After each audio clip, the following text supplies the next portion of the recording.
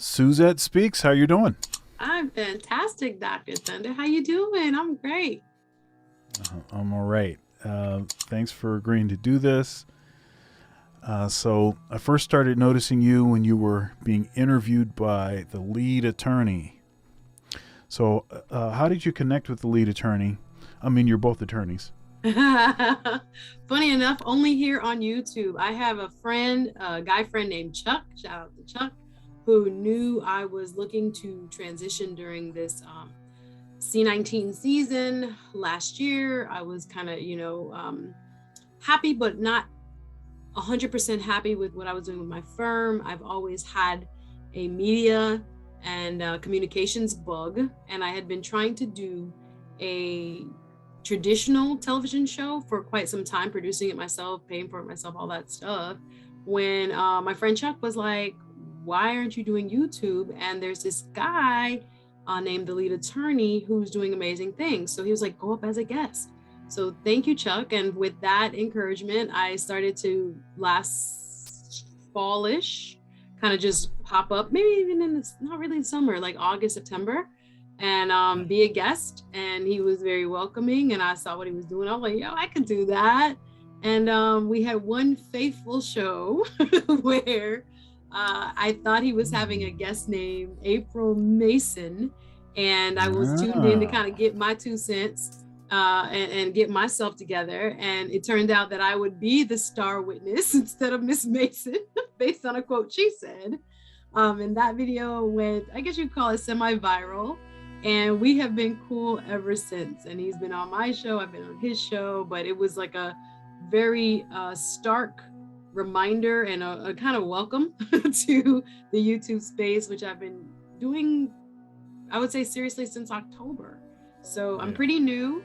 And again, it was kind of fate that brought me and TLA together. Yeah, it's interesting. Yeah, he was jabbing you. Yes. And it was yeah, and it was entertaining. And you know how it is. Controversy is where the money is. Yeah. And so even if it was, kind of in fun, it seemed, folks, the chat is all kind of crazy and stuff. And then, going over to your channel and seeing how much activity there was immediately following that was, yeah, I mean, you take the daylight however you can get it, and hopefully you can turn it into something positive, which you certainly have. Mm-hmm. So you really wanted to be a broadcaster. So that's something. Yes, there's that part of me. Yes, I was forced by my well-meaning immigrant parents to get a law degree. It was either doctor or lawyer. My brother is a doctor. I'm an attorney, so they did their job.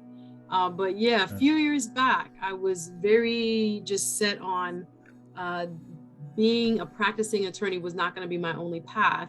And I didn't know how to pivot into the field of broadcast journalism, but I was able to do it.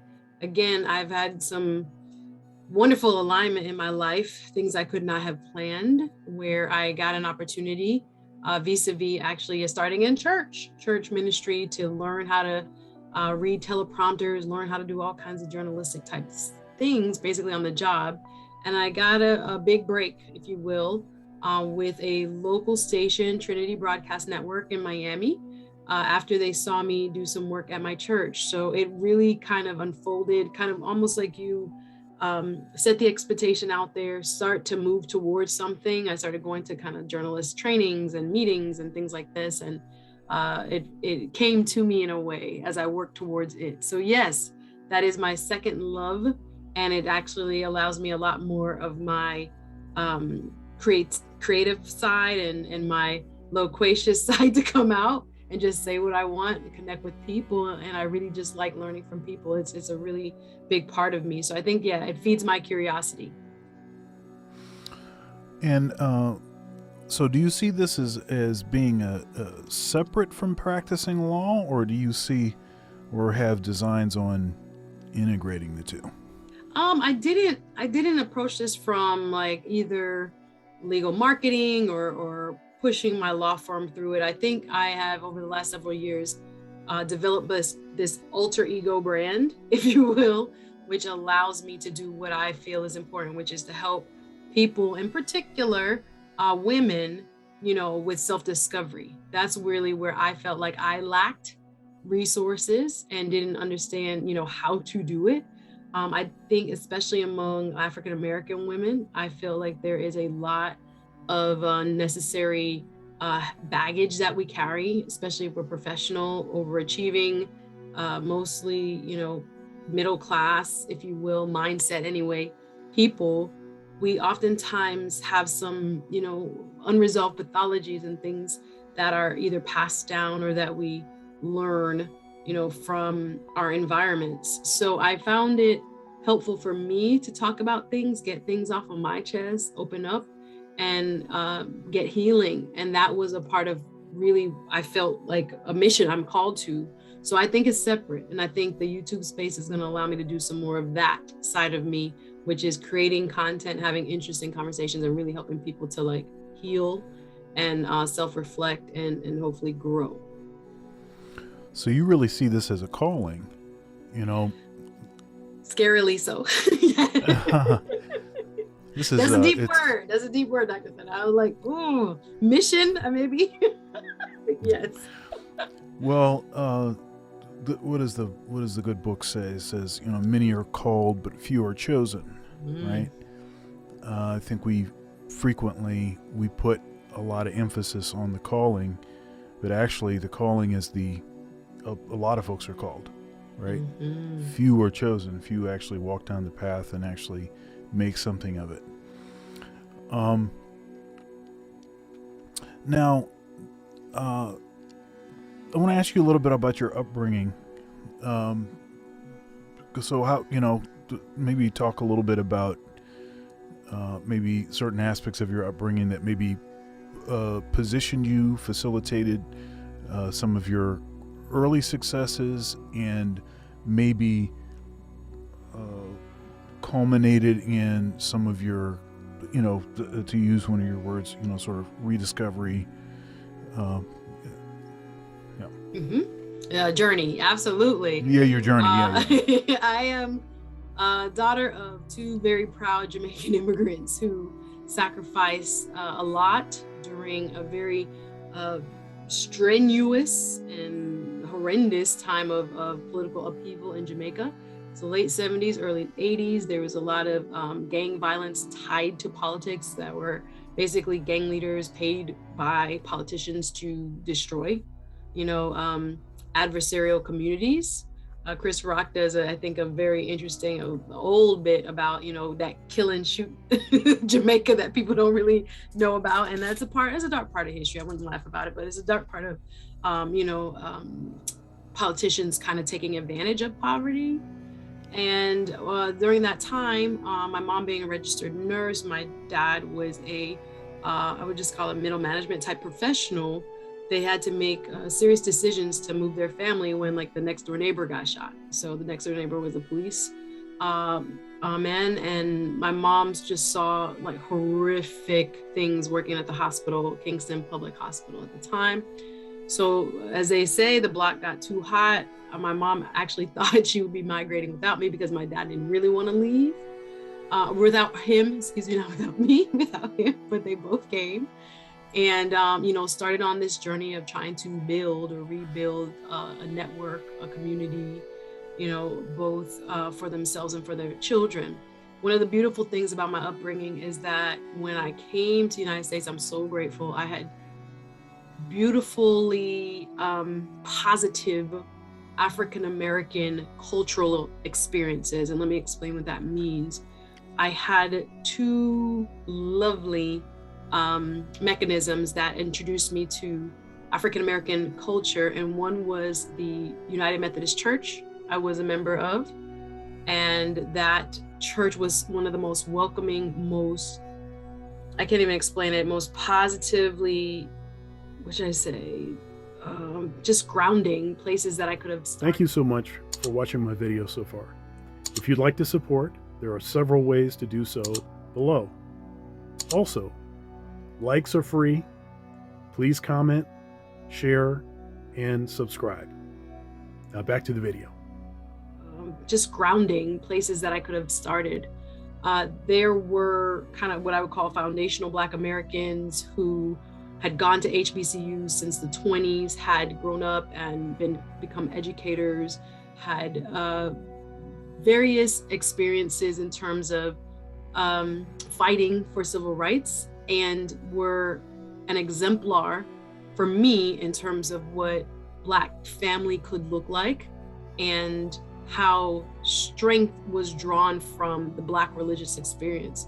So growing up in that church, I had from vacation Bible schools to youth group to children's choir to youth choir, all of those formative experiences where we also had an education in terms of like the Black history side of, you know, why we were able to come. So our Februaries, our Black history lessons kind of were throughout the year, vis-a-vis, you know, church orchestrated speakers and experiences. And, you know, it allowed me to learn cultural nuance, the African-American cultural nuance, I think more in an intimate way than many times other immigrants get to enjoy.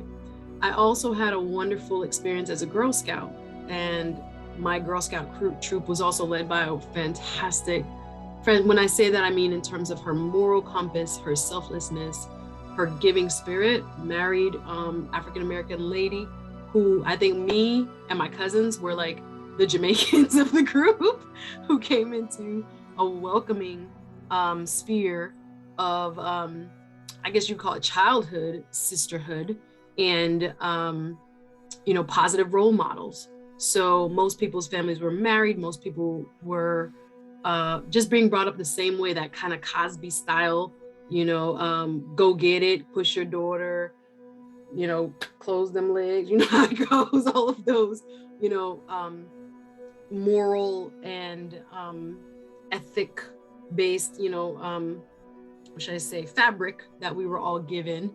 And everybody was expected to go to college. Everybody was expected to, you know, make A's. It was just a great incubator for a young person to grow up in. And again, I learned so much about, you know, cultural foods, cultural experiences. I had a very good code switch when I was at church. I sounded a certain way. When I was at home, I sounded a way different way.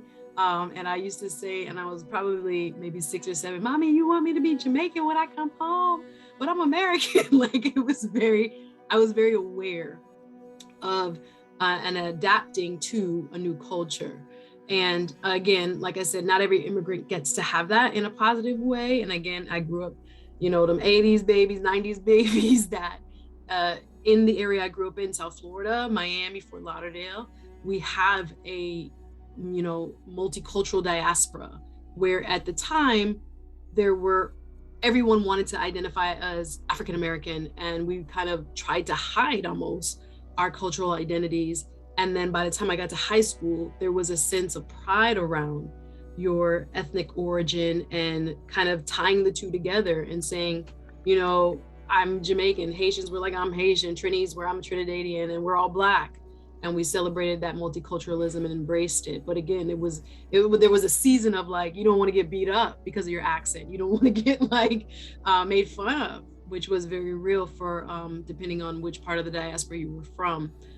So I would say I had a very good, healthy upbringing. Like I said, I feel like I'm the best of both worlds because I had the strong Caribbean influence of, you know, education first and, you know, family values, family over everything. Funny enough, like I said, they were too strict in some ways from the dating point of view, but overall, I had, you know, tons of cousins. My parents have several brothers and sisters. So I grew up in that as each person migrated, as my aunts and uncles migrated, we were very much a village. So I don't want to go too far, but that's kind of how I grew up. Yeah, no. You did. I mean, that's great. You know, the sort of African diaspora, some of these particular classifications and the sort of synonymous black with American descendants of slavery. There's some the ways that a lot of those words get used by politicians in particular, that they're sort of counting on a certain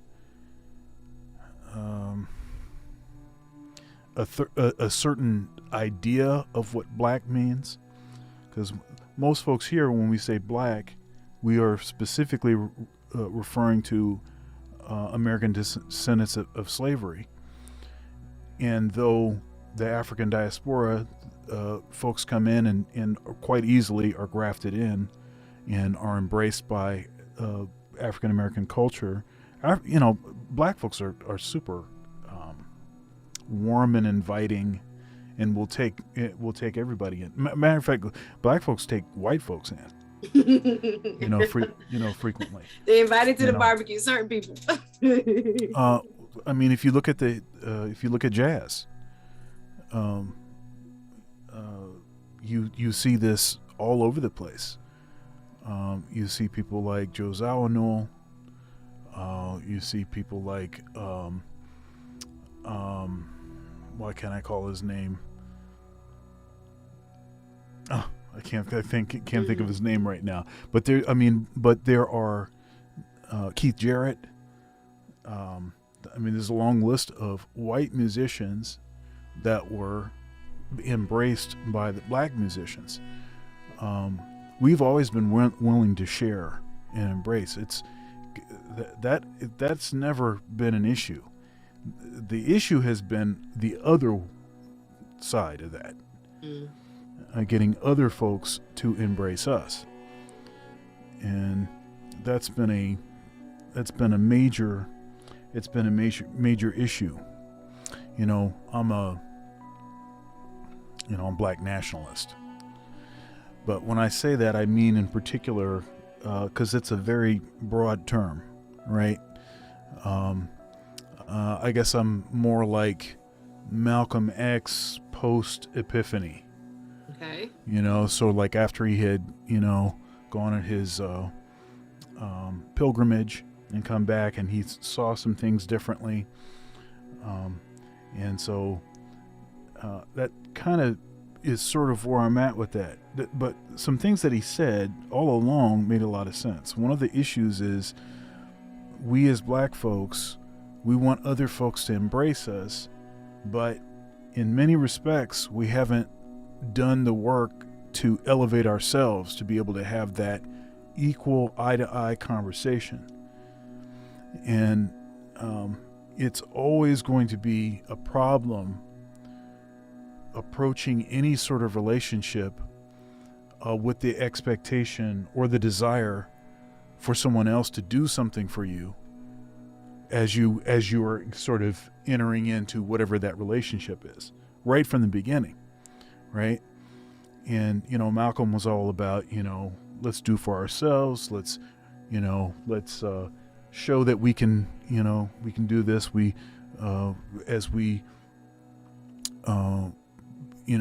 show that we're of a certain moral fabric, moral character, as we are able to build our own communities.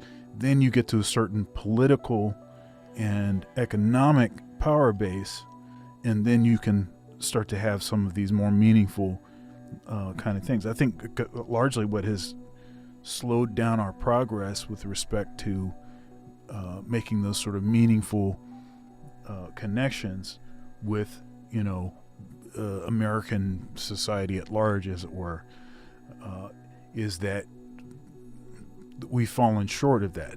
Now, has it been all of our fault? Has it been 100% our fault? Of course, there was a lot of help to make it so that we wouldn't succeed.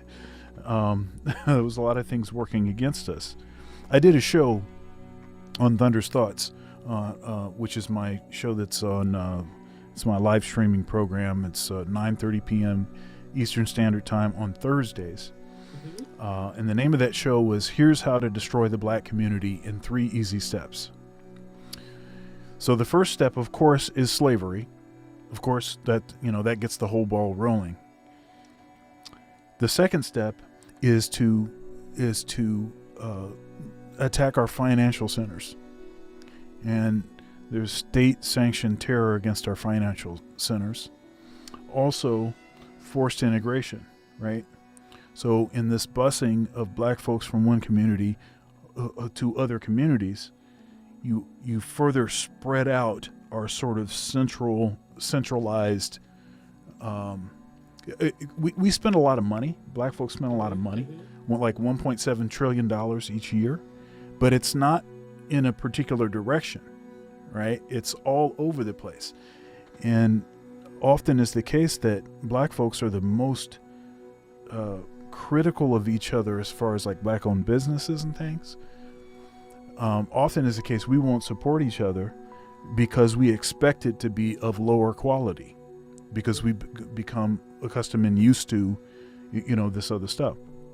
And then the third thing, of course, is to break up the family. Now, to that point, you've described your content as being, at times you've described it as being sort of manosphere adjacent in a way. What do you mean exactly by adjacent to? What kind of issues do you tend to discuss? Well, Dr. Thunder, that was a label given me. I don't give mine, but I repeated it. All right. So it's not one that I created being manosphere adjacent. I think several of my But why do you think that people would watch your content and say, yeah, I'm manosphere adjacent? Because especially initially when I came through what we described was like that TLA portal, I talked a lot about personal issues and many related to family and relationship matters. And when I do live events, that's really what I talked about. So I thought, okay, that can translate. Hopefully it will translate on YouTube. So initially, if you look back at some of my content from like late last year, like it was so long ago, I was talking about family dynamics. I was talking about healing after, tragedy and things that have to do with, domestic related, turmoil. How we grew up, who we live with, how we learned to love, who didn't love us, who abused us, how we overcame, those travails. And I think I did it with women in mind. I always start from just because I feel like men should address men and women should address women. I know that might sound a little old school when it comes to understanding of, life and placing of accountability. I don't know that I can make a man accountable the same way a man can hold another man accountable. So I'm very clear on, that's why I'm nervous about that manosphere adjacent might be the furthest furthest place I can go, because I do not feel, again, from a woman's perspective, from my own individual perspective, that I should be telling men how to go about their lives, how to feel, what to do. But as a woman, I do feel like I do have a lived authority to discuss, why we do what we do and what narratives, behaviors, attitudes serve or don't serve us. So that's where I came from. And then, interesting enough, a lot of men related to my topics when I was talking about, dealing with depression or getting out of a domestic violence situation or not growing up with a dad or who to marry. God Sent Me My Wife was a very popular stream I did with a gentleman named Lynx. And it wasn't just the ladies, even though when I put these things together, I thought, okay, elevate the minds, the spirits, the journey of my women. I realized men are holding a lot in them as well. And we're in the comments and we're enjoying and we're all about, what I was trying to do. So I think with the design around early on relational kind of issues and challenges, but approaching it from a different way, a kind of, collaborative, you learn from me, I learn from you, let's talk. I think there seemed to be such a positive response to it by men who maybe have been seeing conversations being done in a different way throughout the Manosphere. So I guess I can try to explain why I've been given that label, because they saw a lot of topics I think that men could relate to too, but just from a woman's perspective, or my guests were mostly, I had some guys, but mostly women, talking about how they have overcome life's journey. So yeah, I think people enjoy that introspection more. And again, men like to have a self-awareness and growth as well. So I wasn't sure how it would be received. But it initially, like I said, I got a great response from the dating shows and things like that. But I didn't want to become pigeonholed. That's why I pivoted a little bit more to some of my other interests, which have been, you know, current events and politics and social justice. So that's I guess. Yeah. I noticed. I noticed that at least the last few. What is it? You did one on Brittany Griner and. Let's see here. This one about the ex-police chief fired, and let's see here. What is the state of our union? It must have been a review of the president's State of the Union address. So very, it's interesting because some folks have categorized at least aspects of my content as being sort of manosphere content. And that's not really what hey, if folks want to come and watch, and if they enjoy what's going on, that's fine. I was in that I don't know if you saw this, but I was mentioned in the Elle magazine article that was a sort of Black Manosphere hit piece. I saw you talk about it on your channel. I caught a piece of that. Yes, a lady wrote about Manosphere content creators, and you were one of them. Right, which is. And you like, really? Which is kind of crazy. Yeah. Well, it's crazy because, I mean, what have I been interviewing some folks and maybe collaborating with some folks that are in the Black Manosphere for 5 minutes now. And there was this sort of characterization that I was sort of at the border of the Black Manosphere, sort of beckoning, sort of like a shady character, like, hey, like I was the gateway drug or something to get, hey, come on, like this kind of thing. Lord. And it's hilarious.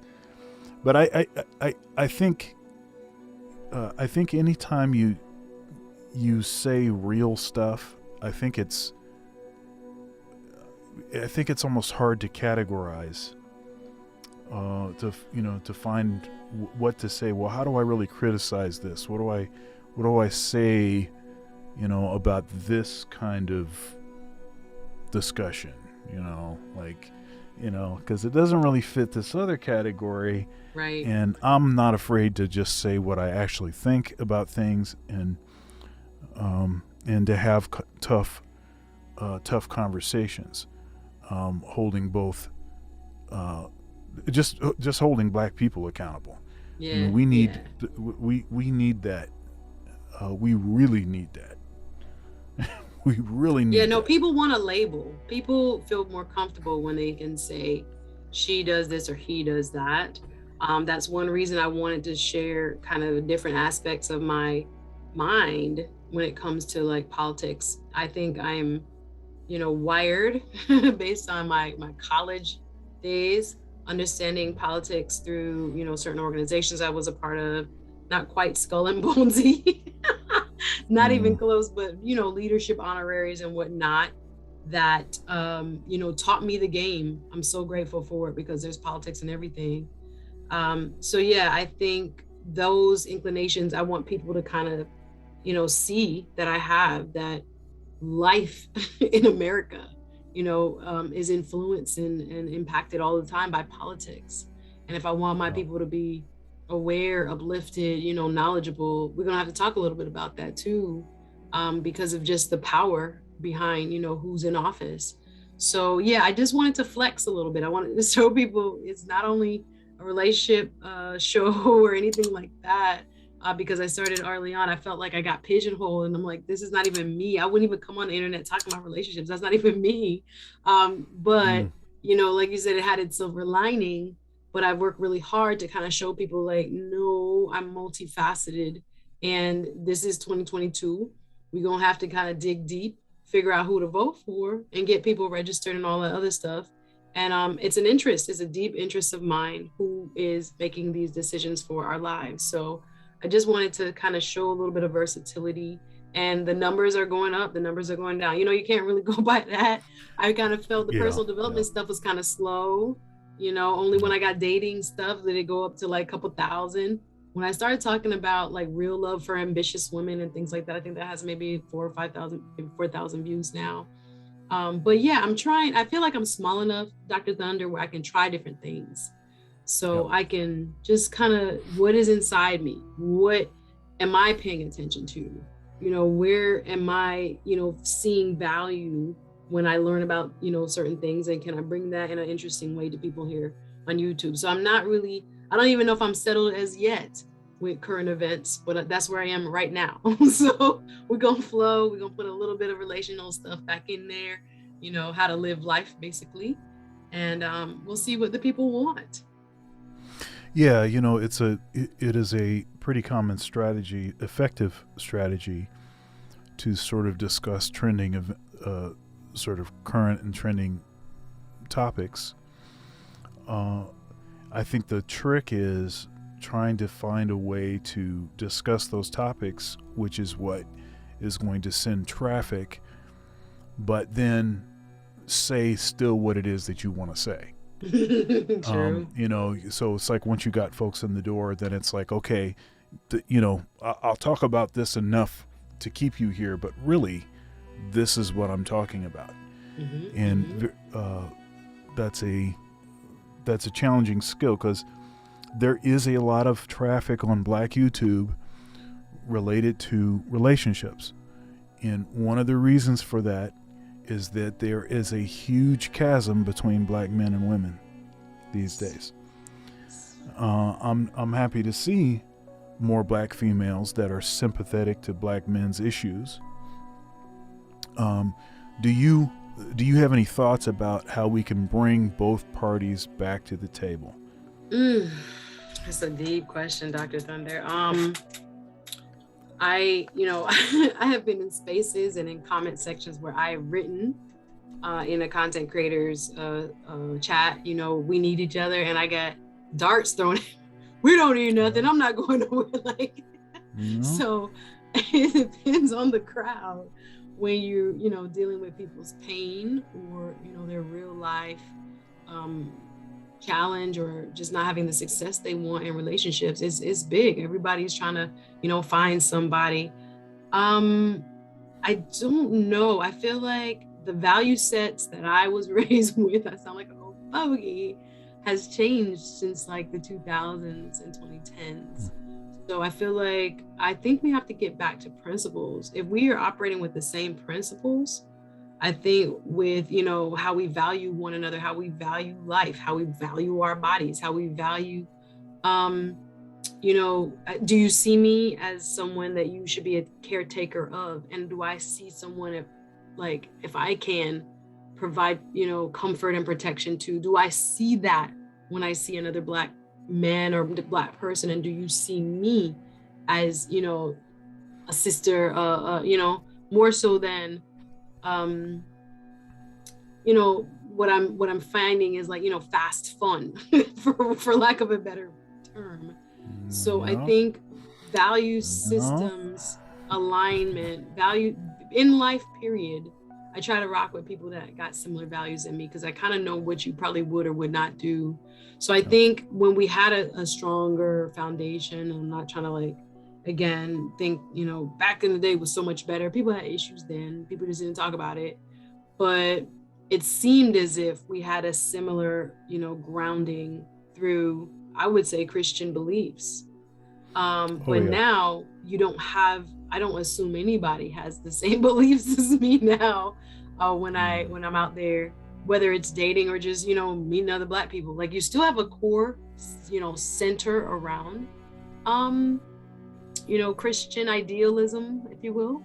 But there are so many people now that have had tragedy and hurt. Not that you have to be hurt not to be a Christian, because people do just make the intellectual, decision to follow however they feel that suits them. But I do think if we want to go beyond religion and just focus on the value set, I think one thing is we have to learn to promote a kind of shared value system that will serve everyone.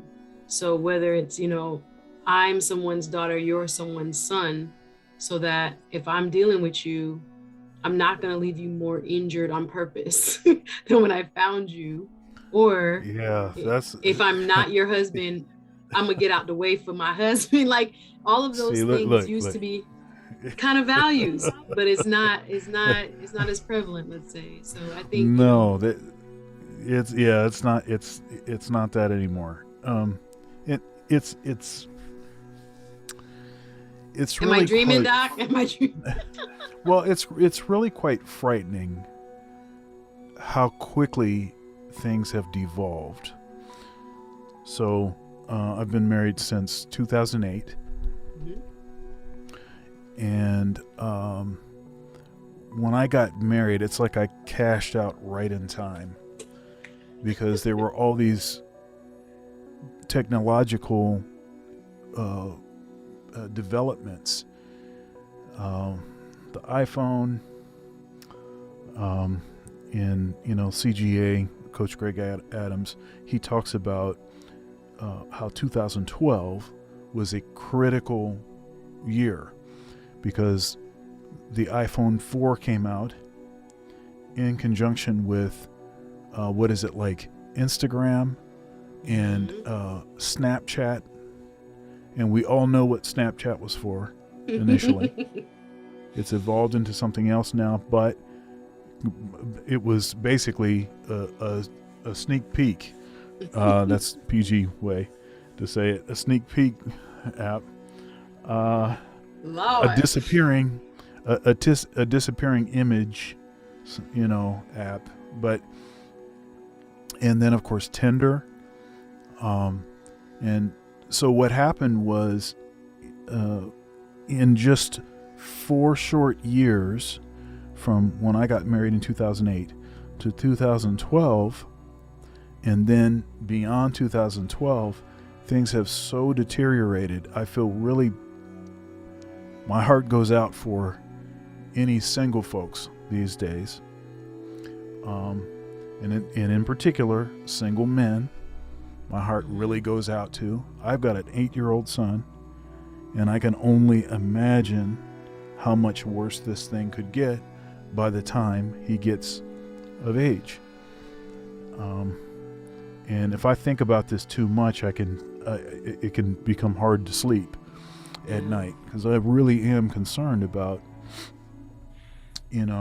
what's going on. I don't know that there is really a solution for this problem. So one of the issues I think that we have with understanding each other, just people understanding people, is that birds of a feather flock together. So people that tend to have similar values, similar backgrounds, they will tend to befriend each other and will tend to know each other. Yeah. And so when you try to have a conversation and see outside of your blind spot, it becomes difficult, because in one sense, you think that you have less of a blind spot than you actually have, because you know a bunch of people. But the thing is that those people, they have the same blind spots that you have, right?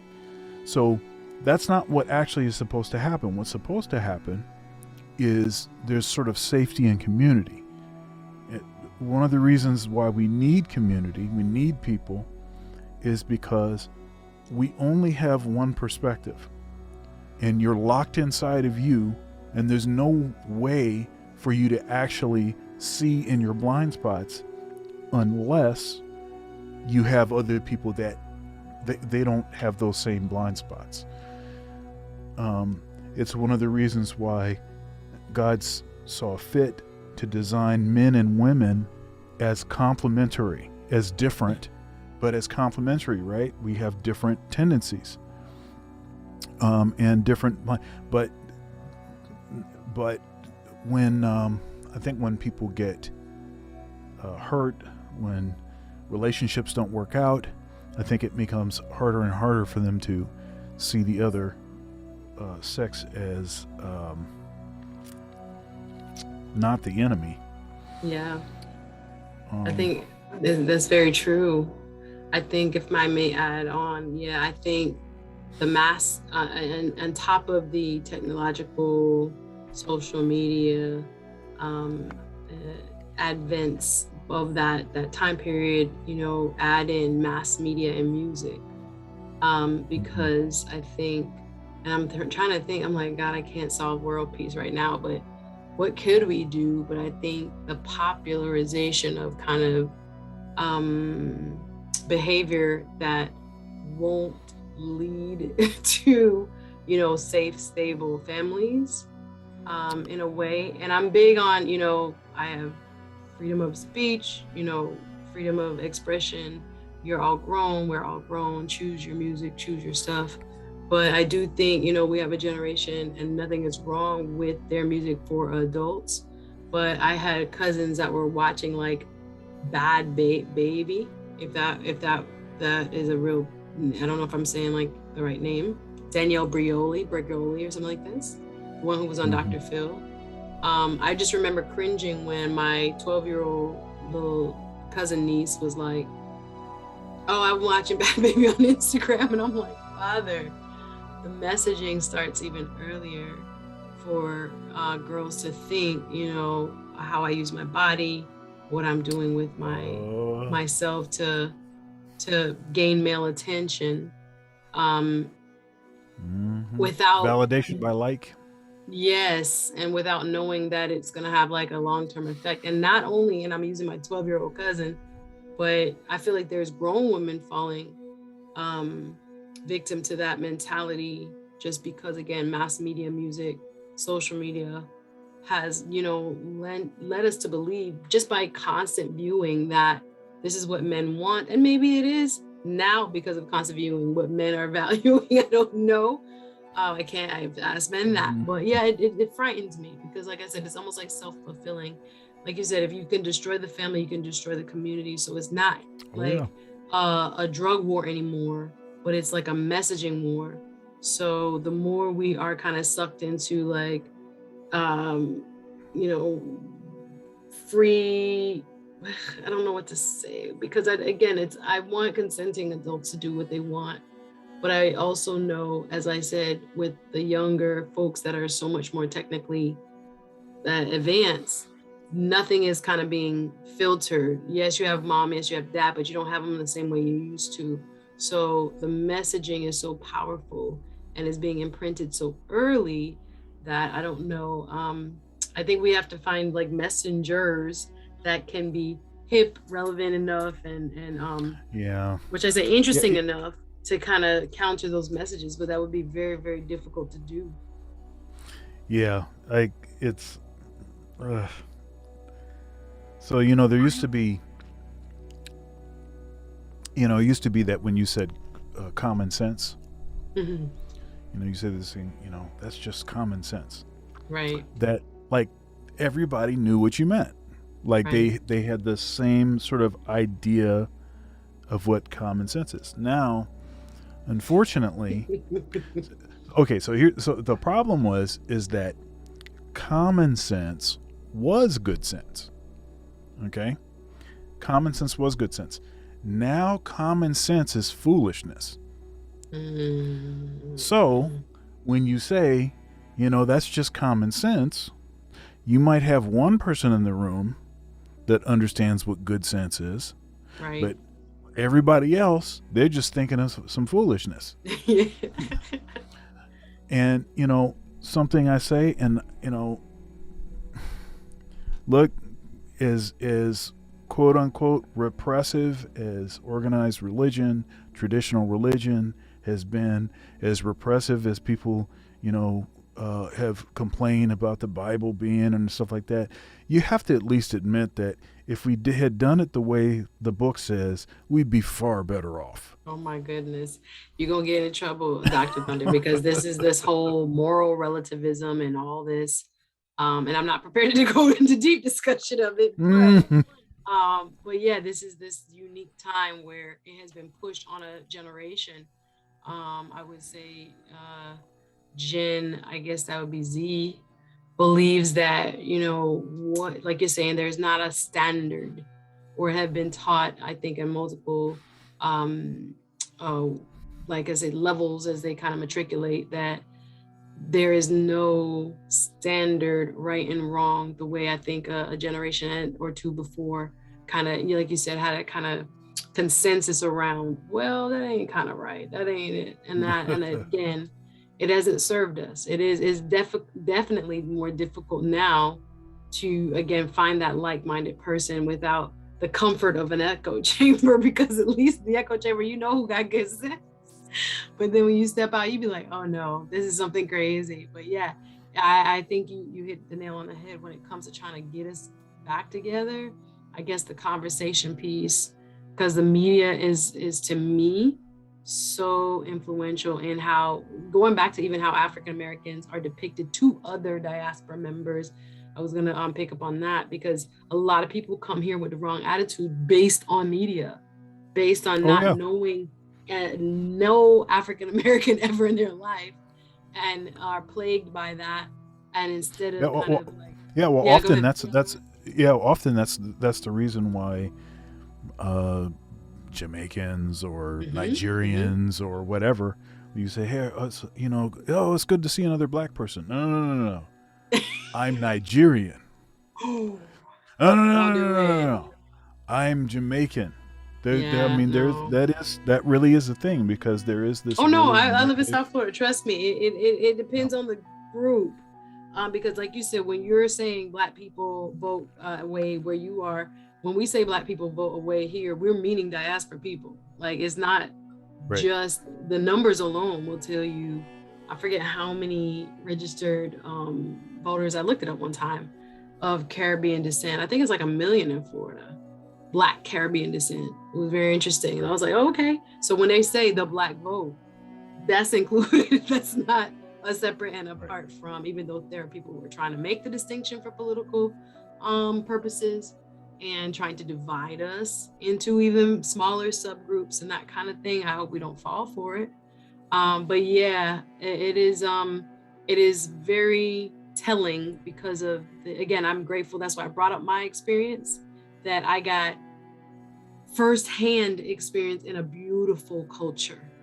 And I don't think, and it's sad that a lot of people, or maybe just, as many as I would want, get that kind of entree into a new culture from like a deep-rooted educational experience from those who could tell the story.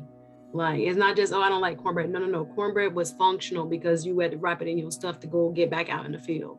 Or like the history just behind why I could be here as an African descendant immigrant, right?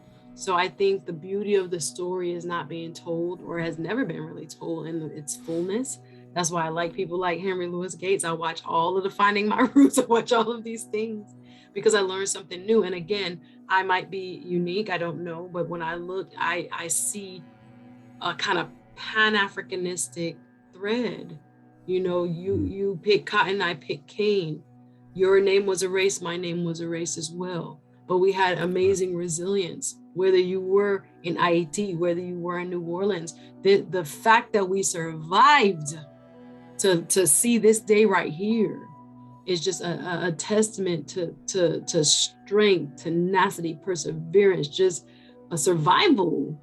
And for that narrative to kind of always be buried behind, oh no, that group is, and leave it to the media to kind of put in, these sad and old tropes it is still kind of pervasive, sometimes within our own minds, but definitely within certain groups that kind of come here and don't get to kind of experience that beauty that is the culture. Yeah. All right. So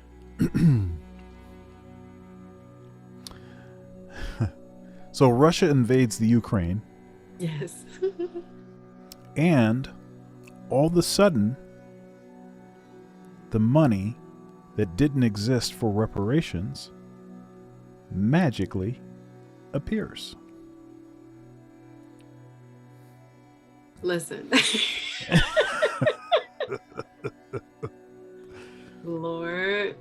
Well, we are in a space, and I'm not a big conspiracy theorist, because there are so many places we can go with this, that little nugget. There are people who argue that even the stimulus checks, the unemployment checks, were kind of a test run of what people would do with money. I don't know that I believe that, but I've heard all kinds of things when it comes to, where we will end up with this fight for reparations. Now, again, I stand on the sidelines as a Jamaican-born person. I don't know, as Western Hemisphere, slavery gonna be included, or is it just foundational people? I'd like to know. And you guys had a great conversation, I think, the other day about how this should happen if and when it does. But yeah, the United States government has so much money that conveniently, like I said, it can go into military spending. I want it to have a strong military, don't get me wrong, but it can go in all these other places. But we know that there is always going to be this kind of philosophical struggle about pulling yourself up by your bootstraps while your neighbor is getting the government contract that is pulling him up by the bootstraps with the same taxpayer dollars that one, refuses to help the struggling working folks across this country, because most people who are making certain salaries just can't make ends meet. It's not that government programs are for people who simply do not work, etc. It's always, in my opinion, from my vantage point, the working poor get the worst hand in our country, unfortunately. But yeah, as far as the government's ability to do it, and if they would do it, I think there's some interesting points that you guys brought up in your discussion about it. There are those who believe that it's kind of scary to think about, in that if that does happen, some commentators were venturing to say, will African Americans have any, should I say, opportunity for grievance after that, if that does occur? Is it the one and done and shut up? You got your $5,000, I don't know, maybe a couple acres out in Montana, I don't know. I think about whether it should be education or paid debt or actual, land ownership or entrepreneurial programs.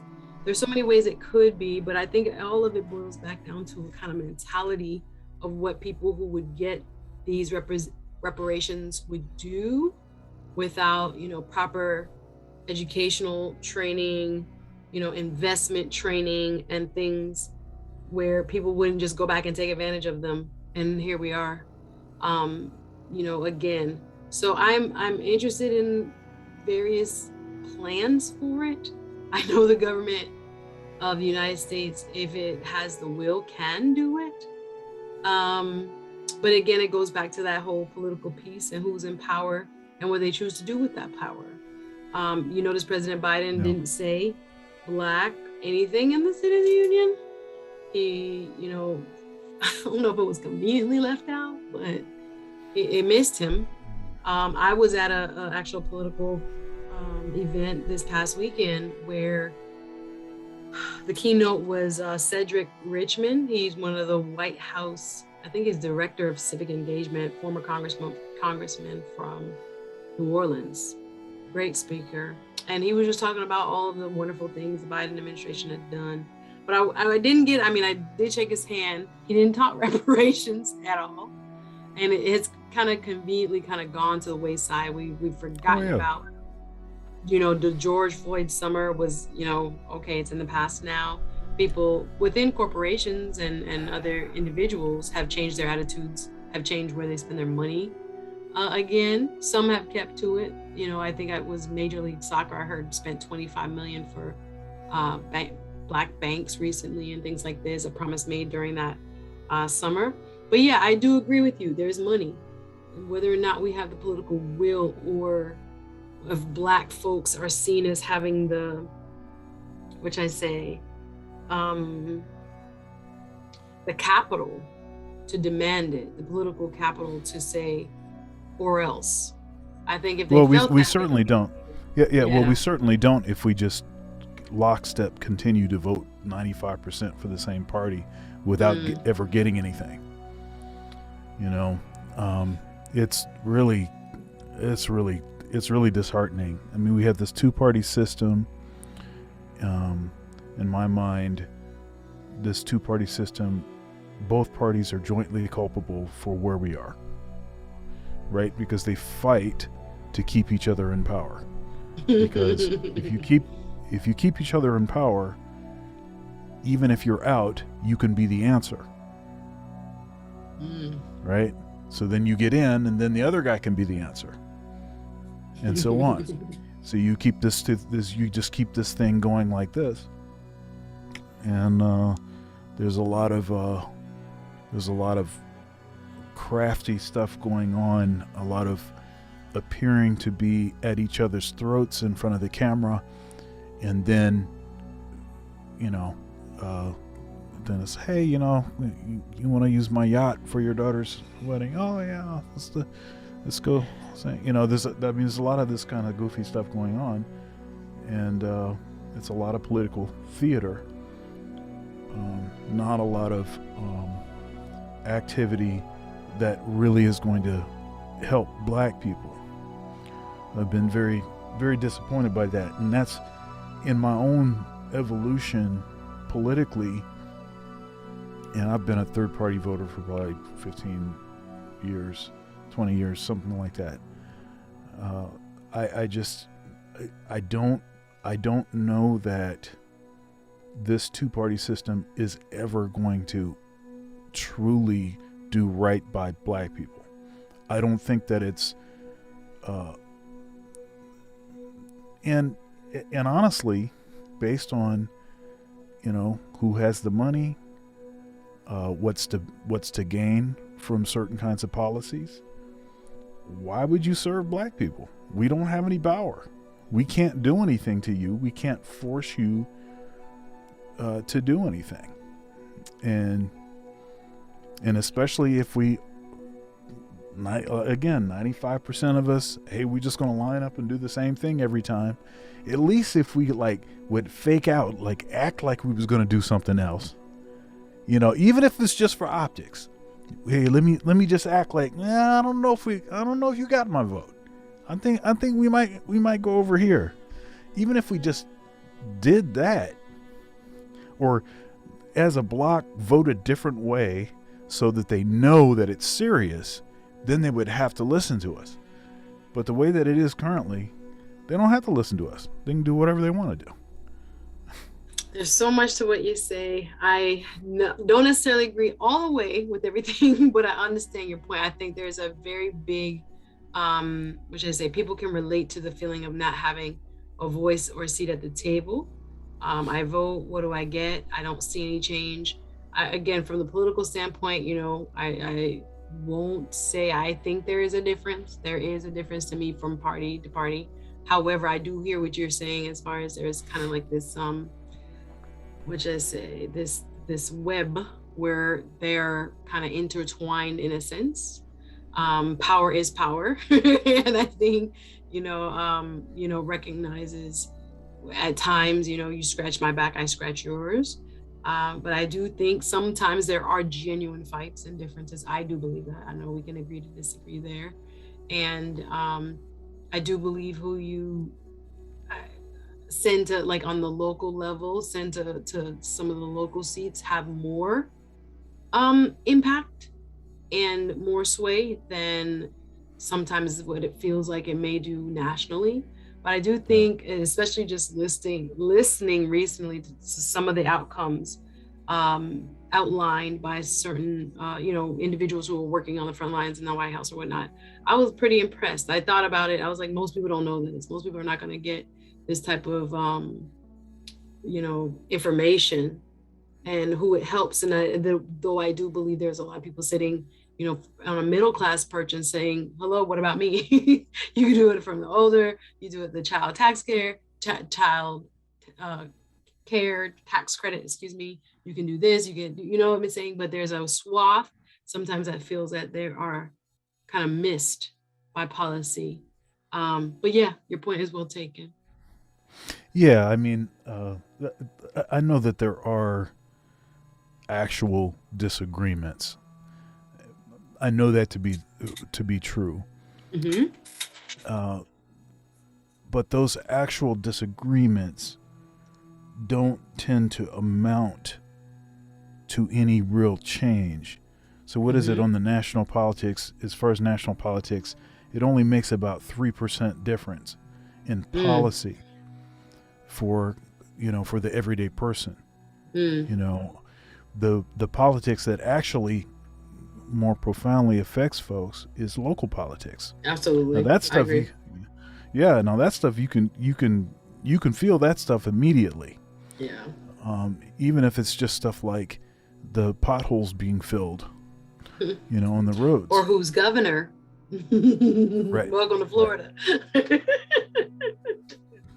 You can feel it all right. I think, there are some marked differences, although it seems sometimes when it comes to some larger, seemingly, I don't know, theatrical squabbles, no one is really winning, no one's really losing.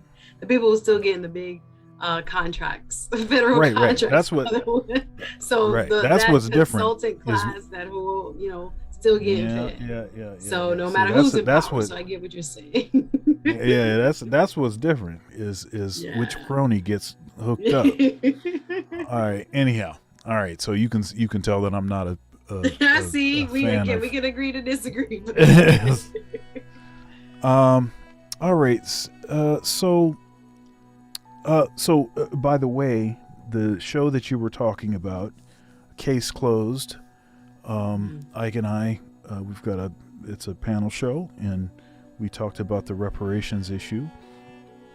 And one thing that we brought up on that show was an interview that I did on Conversations with Dr. Thunder with Larry Sharp. And Larry Sharp was in 2016, he was the Libertarian gubernatorial candidate for governor, gubernatorial, New York. And of course he didn't win. But he has a lot of very interesting ideas and maybe the most thorough policy prescriptions I've heard. But his idea on reparations is very interesting because it's not about writing a check. It's about basically promoting ownership for black folks. And it does ownership? It. Yeah. So the way that it works is those that have the capital to be able to buy property, they are incentivized to take on black partners because they get a huge tax credit. Or they pay half capital gains. They pay half of the tax on whatever property. And so what it does is it uses greed as a way to actually fuel the reparations, as opposed to penalizing maybe folks that had nothing to do with slavery, right? Their family hasn't even been here for very long, or people that maybe their ancestors owned slaves, but they've been dirt poor their whole life, or whatever it is. It finds a way sort of around that issue, which is pretty interesting. So, so folks that are watching, I encourage you to check that interview. He's very thorough with his approach to that. And so, and I've got a show with Ike Ogiamian on his channel called Getting Ish Done, and you had mentioned something about in an email that you thought my content was sort of productivity oriented, and that's the main productivity sort of show that I do. But I also have there's a playlist on my YouTube channel called, what is it called? Leveling Up with Dr. Thunder, and it provides some pretty, organization, discipline, that kind of information. Now, recently I did I've been doing these sort of impromptu live streams, and I did this one called Because the Boys Will Become Men. Because the boys will become men. There's a particular strategy that politicians have used to talk about the black family. So first of all, when you say black family, you're really not really talking about the men. It's really targeted at women and children. And my argument is, and I would further suggest that really who they're talking about is women and daughters, because the boys will become men. And so a lot of the issues that black boys, black men face sort of go totally under the radar. They don't really get addressed. And there are certain slogans that are designed to support and to uplift black girls. For instance, Black Girl Magic. Now, no one is critical of Black Girl Magic. Okay, as far as the slogan, no one says,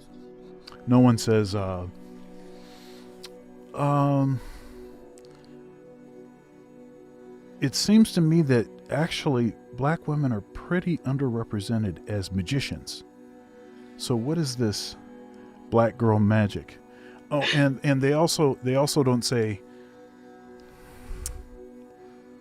is this an endorsement for witchcraft? Right?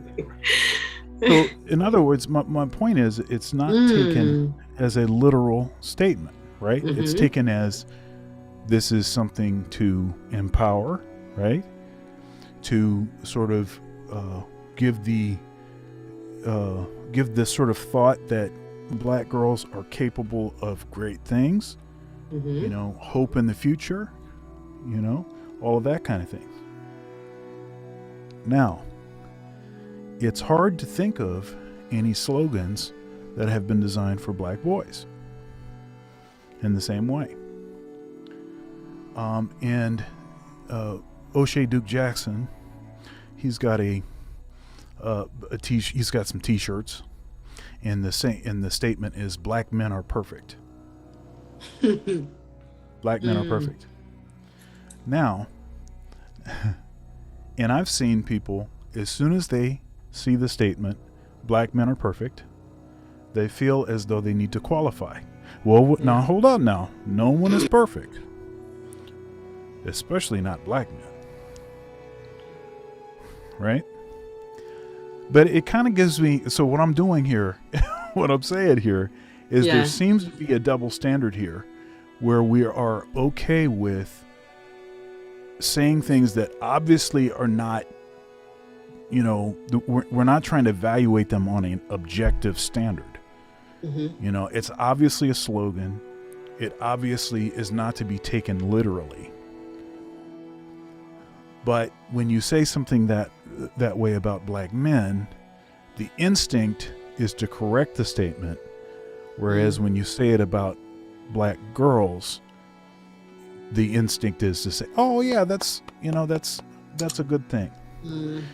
What do you think of that? Honestly, do you think that's just hogwash and I'm just making stuff up? You can tell me that. So when you asked the question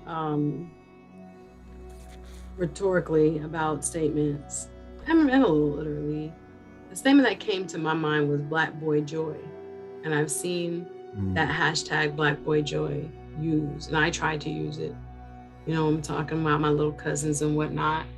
But I do think we are in a time where, the woman, particularly the Black woman, is having like a moment in the last several years where there has been an embracing of and a promotion of, or at least in the public sphere, I don't know if it ends up, being actual influence, actual dollars, actual ability to move, the pieces of the chessboard, but publicly speaking, or should I say, from a public or media-based perspective, there seems to be this kind of movement around, body positivity, Black women, running in politics, and there is an embrace of women leadership the way, there used to be across the board. Like I'm talking about late 80s or, 80s and whatnot, both Black men and women at the fore. If you're asking if that is by design, I know there will be people that will argue, yes, there's a reason why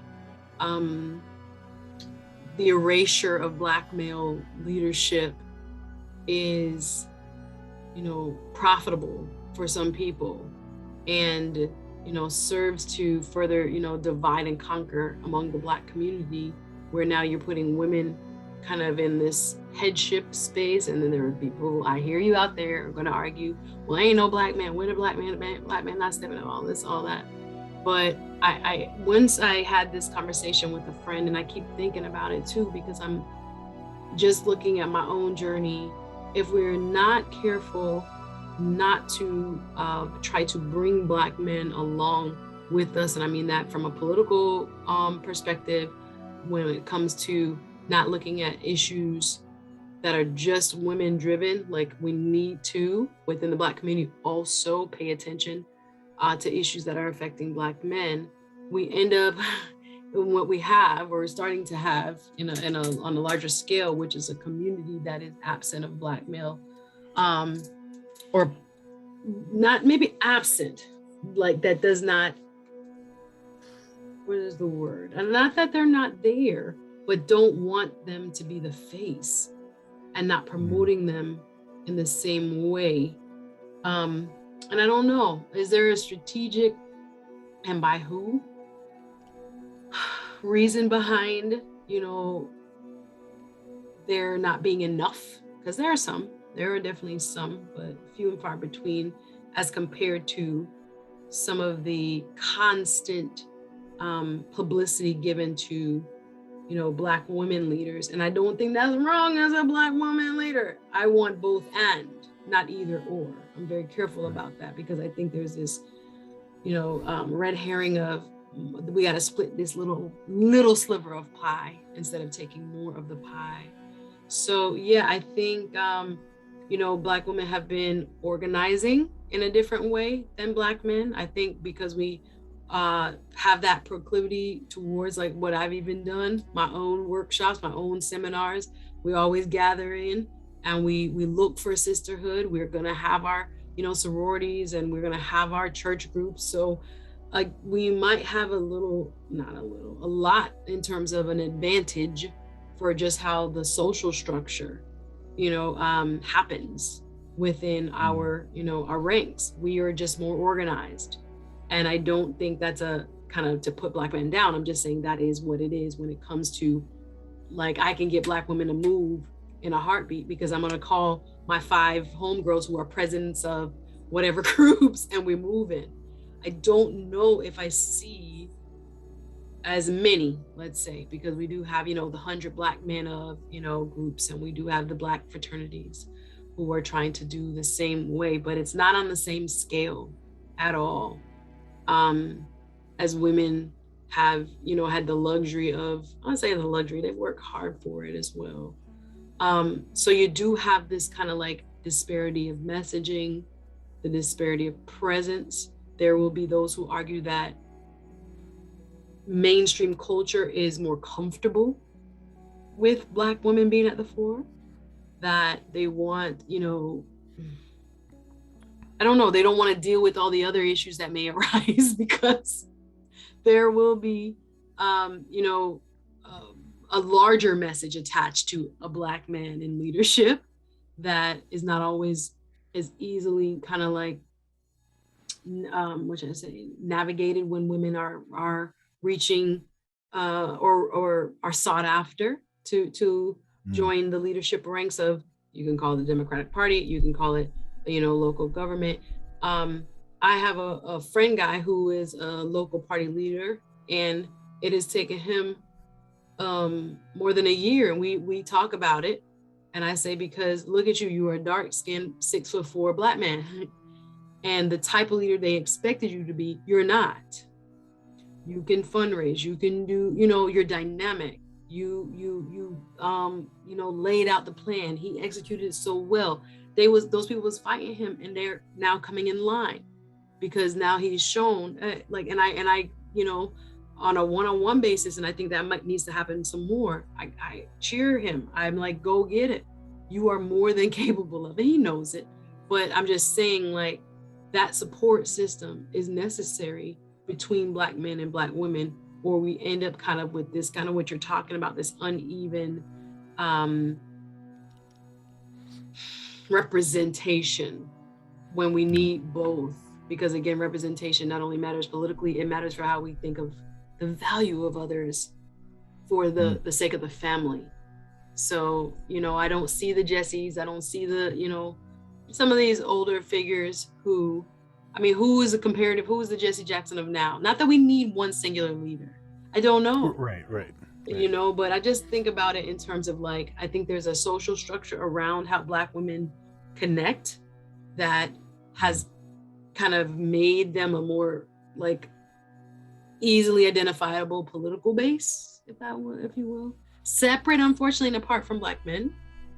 And we have to be very conscious about that, because I think a lot of our strength will come from like a meeting of those minds, the way I kind of picture, our political power. But I don't know, what are your thoughts?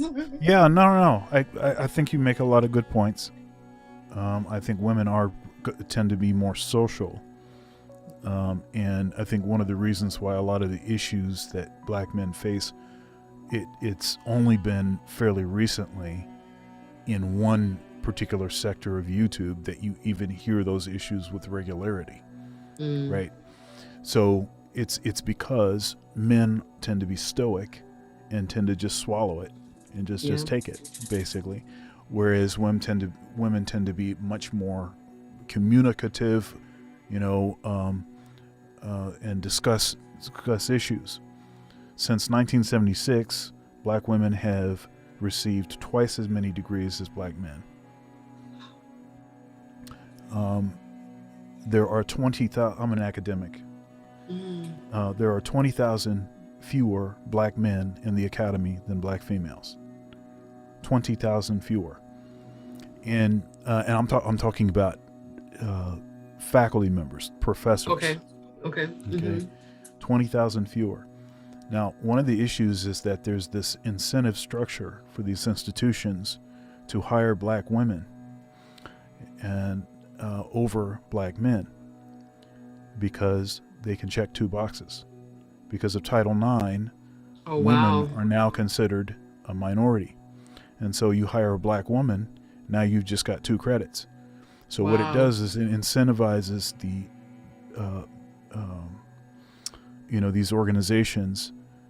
It ends up being basically a so it ends up making affirmative action and diversity and inclusion primarily gender Based. gender Driven. based. That's right. And of course that was never the intention. And the affirmative action specifically was designed to promote, support black men. But because of Title IX, what we find is that when you look at the numbers, 84% of the recipients of affirmative action are white women. So there's a lot of these structures that have been put in place that have disenfranchised, marginalized, made it much more difficult for black men and boys to thrive. One other thing is, if you look at the education system, especially K through 12, we know that of the high school valedictorians and class presidents, 93% of them are female. Now this is across all races. 93%, and this has been this way for a long time. Okay, so this is not new, hot off the press statistics. You teaching me, brother. You teaching me. Yeah. Right. This is stuff that's been there for a long time. So I would argue that there are certain structures that are in place that certainly are they are sort of creating some of these dynamics that we see. And so much the more this stuff is, I think, weaponized in particular against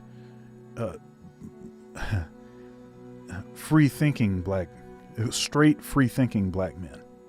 There's not much of a you described this well when you're talking about basically you were talking about caucusing, right? Like women, you call this one, you call this one, you call that one, and you're able to bring things together. There's not as many opportunities or possibilities to do that with straight black men. There are more opportunities for gay black men than there are for straight black men. It's a really strange sort of collection of issues. But what I want to see happen is I want to see folks actually come together. I have seen a lot of these, though there's this discussion about diversity and inclusion, I've seen that as being quite divisive. And though it's called diversity and inclusion, actually quite exclusive. You got to explain. Well, for the reason that I just suggested. So if you have these diversity and inclusion policies in place, and what they're actually doing, the way that they work, is to exclude black men. You're saying disparate impact. Yeah. Okay. Right. Understood. Right. And what's worse is when you actually sit down and talk to people that are in leadership positions within universities, within institutions, people that are either leaders within the diversity and inclusion offices, or just folks that are in charge of hiring, they're not even aware that there are 20,000 fewer black men in the academy than black females. You ask them direct questions, they don't know. They actually don't know this.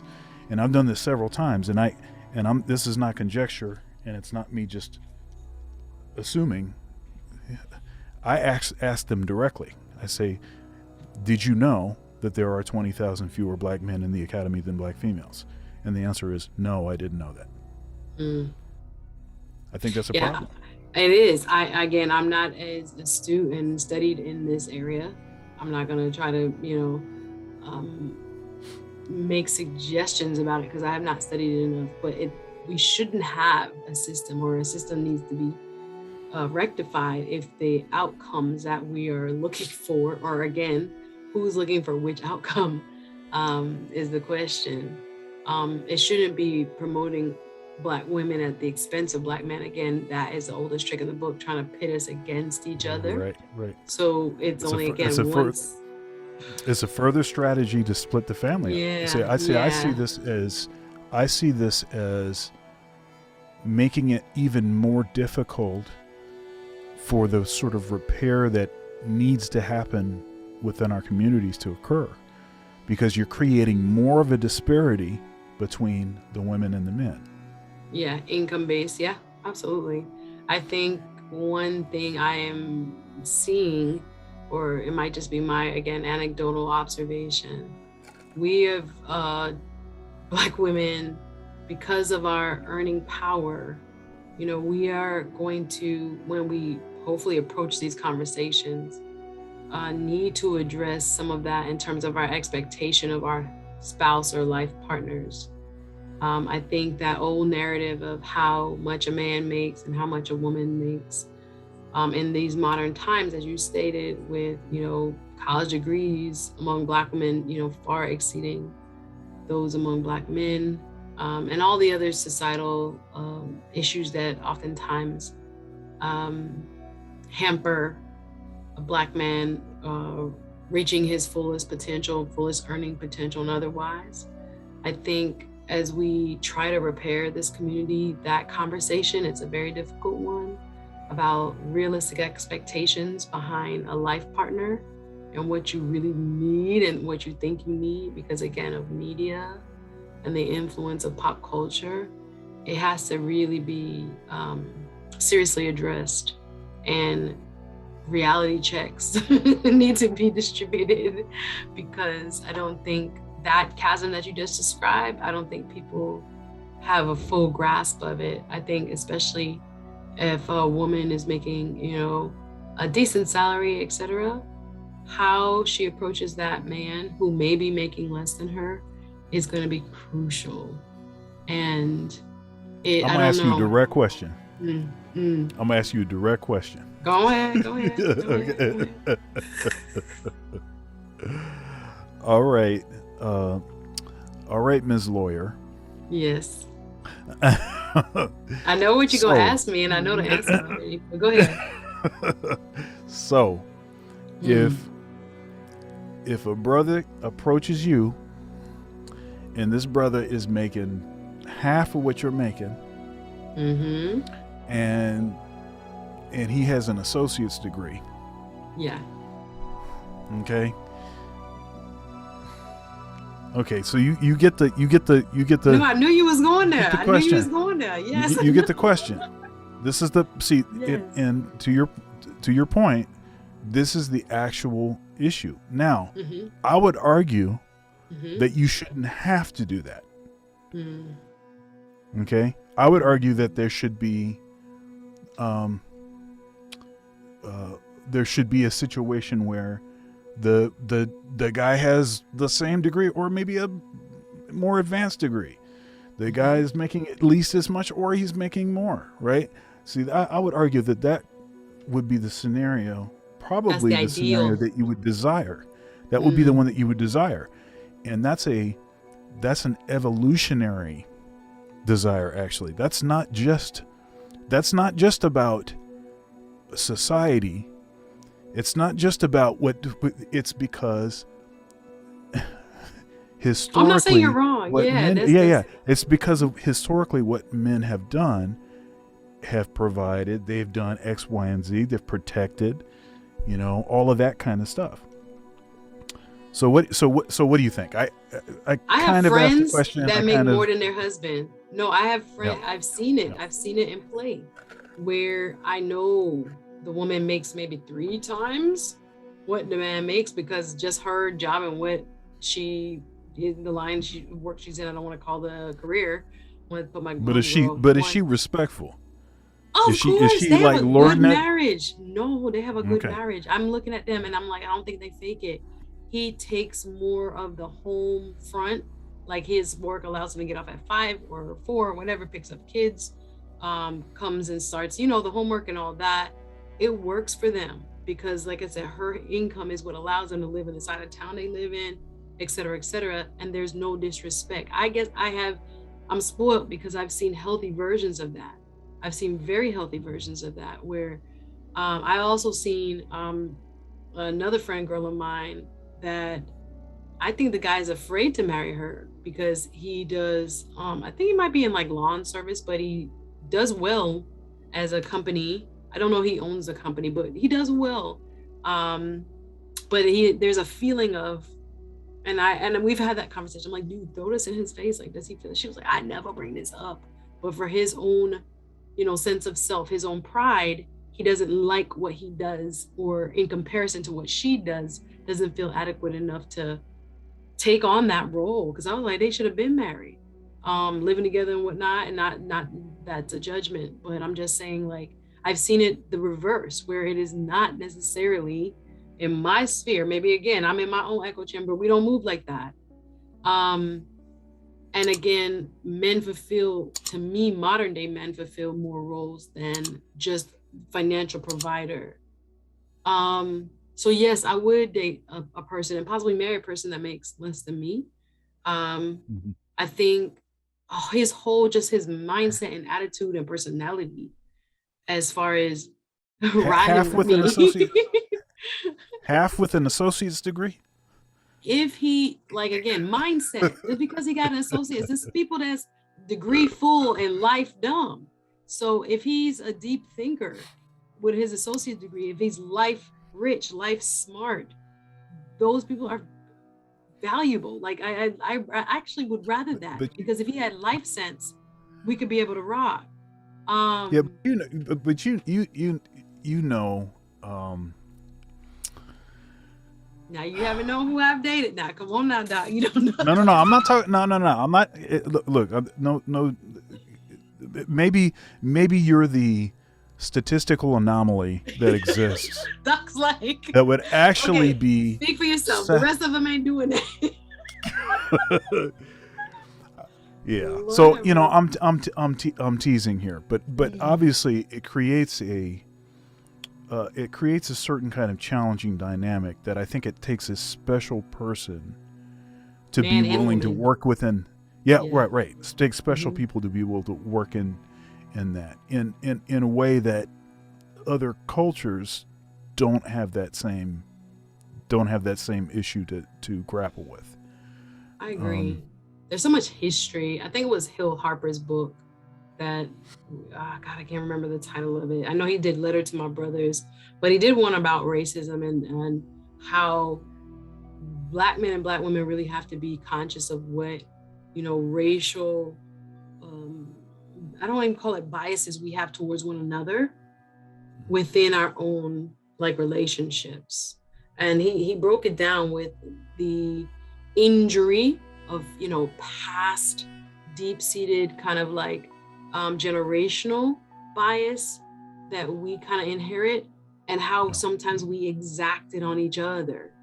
And it was very powerful to kind of like have a person kind of recognize that even within a marriage, you may have to kind of recognize that with your potential spouse or your partner or whoever, that I carry baggage in terms of beliefs about you and what you should be, and how not only in the role of a husband, but like as a Black man, you should behave, and how it oftentimes, becomes kind of, the word might not be stifling, but my expectations of you can break where the beauty of what you and I can have. Do you get what I'm saying? Like, I think it comes from both historical, racial, gender, all kinds of stuff.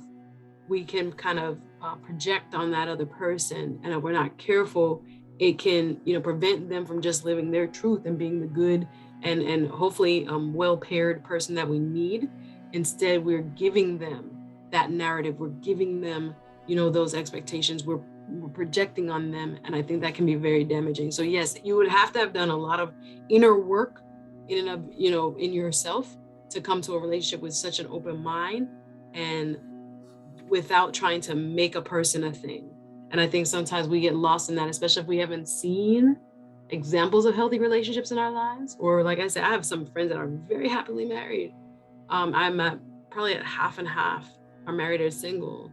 But I've seen marriage work, and like with young people and people that look, I'm like, I don't think they're friends. They look happy and they have the benefits of the two income and the strength of the have your back, I have mine. And then the kids, the legacy. So I don't think that is extolled enough. Like I said, beyond your income, there's so much joy, so much benefit we bring, hopefully, each other. That doesn't get talked about. It's always talked about in just the simplest, most rudimentary, a man in his pocket. No, a man is more than his pocket.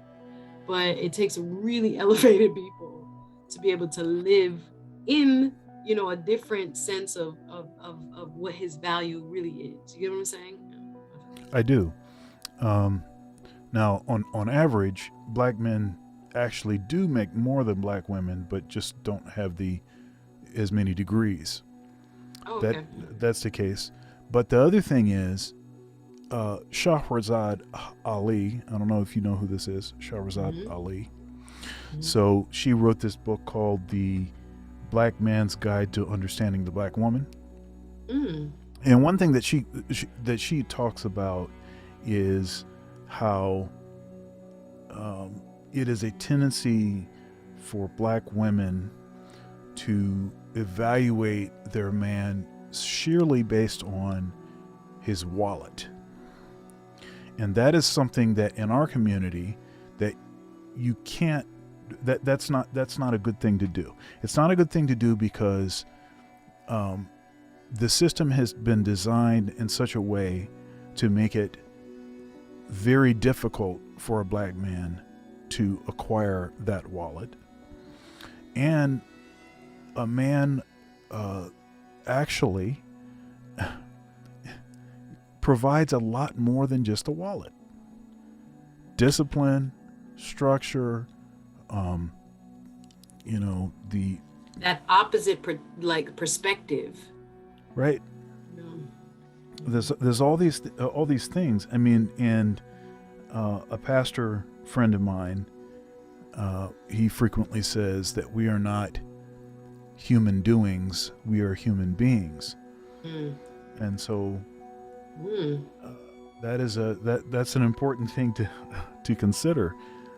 The amount of stuff that you can acquire, how much money you have, it's of some of value, but it's not the most important thing.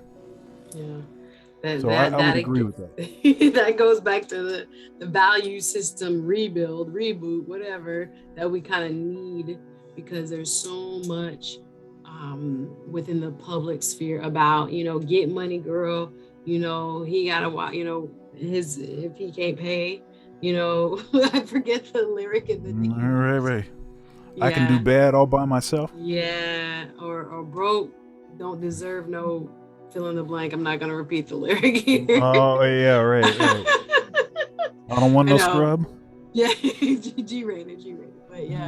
But again, over and over, exposure to that, you're gonna hear that, you're gonna think that's what you do. You watch Real Housewives, you think everybody has to live in this type of mansion, this across the street. Most middle class people not gonna live like this, and just the basics of a loving family, being protected, loyalty and fidelity, all these things that once just made a man, right? His word, how, he was an example as a father and as a community member was a beautiful place of just kind of reverence and honor for men. Now it is just so tied to the flossing and not for everyone, of course, we're talking, in broad strokes here, but we've seen the shift. And again, is it on purpose? Is it to make us, so superficial, so individualistic that we miss the boat, and the selflessness that it's going to take, the compromise that it's going to take to actually be in a relationship. Nobody's being taught those skills. Everybody's being taught get yours, get mine. I'm not happy. I'm gonna leave, all of this. And again, I don't have that type of experience. I'm not married, never been married. So I'm not gonna say every marriage should be forever, or, I know what's best for any individual, but I'm just saying as a whole, seeing that we've come from a place where marriage had so much benefit to society to where we are now, where people are having a difficult time choosing well, we gotta, I guess, recalibrate some kind of way. And again, conversations that promote what you said, good sense. Like, I don't know.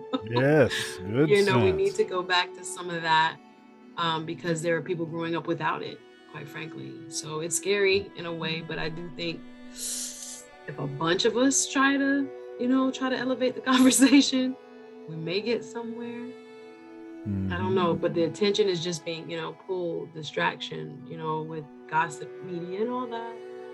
It has its place. I need a distraction too every now and then, but the real work of marriage and the real work of just, family. If we never teach people, I remember when I was in middle school, I was in high school when they took out home economics. I think I was one of the last people to take a home economics class. I thought that was so interesting because I remember, learning to fry chicken and sewing in that class. And it was so interesting to me. And they were like, I was like, it was a terrible little football I made. They were like, 8 weeks is what you made. I was like, thank you. Please give me my A, hopefully. But no, when I thought about that, I even as a little girl or as a young girl just thought about, I'm like, I'm the last person to learn how to cook in a school. That's crazy. That's crazy. And life skill wise. Yeah, go ahead.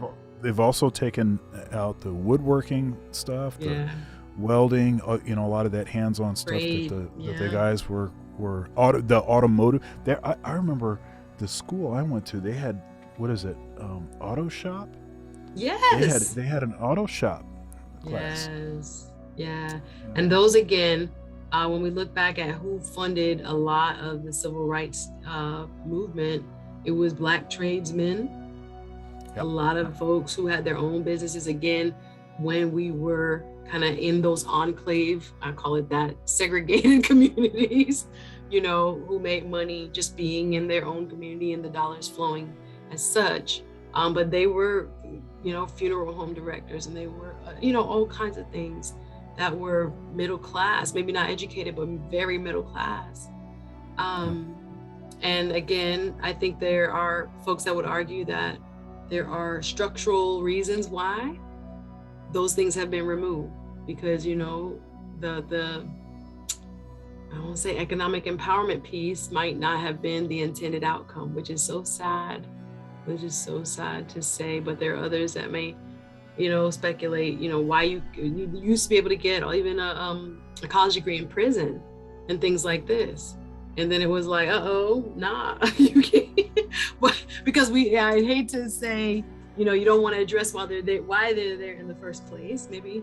But a lot of these programs, rehabilitative programs and things like this, we're backwards, or some would argue that there's this bigger conspiracy. I don't know if I believe the bigger one, but it's not to make life and economic well-being easy, which again should be the opposite if we're actually building society the way we want. But again, there are people that are going to argue, well, everybody don't want you and I to have the same opportunity as everyone when it comes to economic independence. But anyway, I mean, I don't know if I agree, but that's there's a lot of questioning that should happen behind why those things have gone away. Yeah, so you've been a really good sport. I've asked some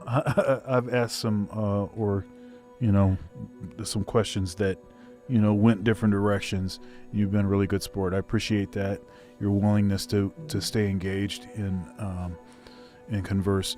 I think one of the reasons that I started this Conversations with Dr. Thunder series, and I think this is episode 194. Wow, congrats. Thank you.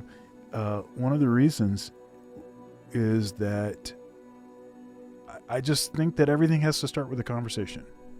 If you're going to make any improvements, if society is going to get better, then folks that don't necessarily agree, people that have different perspectives, you have to talk. And once you talk, then you can start to humanize each other. And then once you start to humanize each other and start to lose a lot of this sort of standoffishness and questioning people's motives, which is sort of like poison to any sort of progression. If I'm always, well, the reason you're saying this is because of this, and the reason, if that's what's going on, then it makes it really difficult to actually go anywhere. But I think when you sit down and you actually have a conversation, then I think, it's a lot of possibility that can come out of that. I concur. Absolutely. Have a great night. All right, have a good one. You too. Bye-bye. Bye.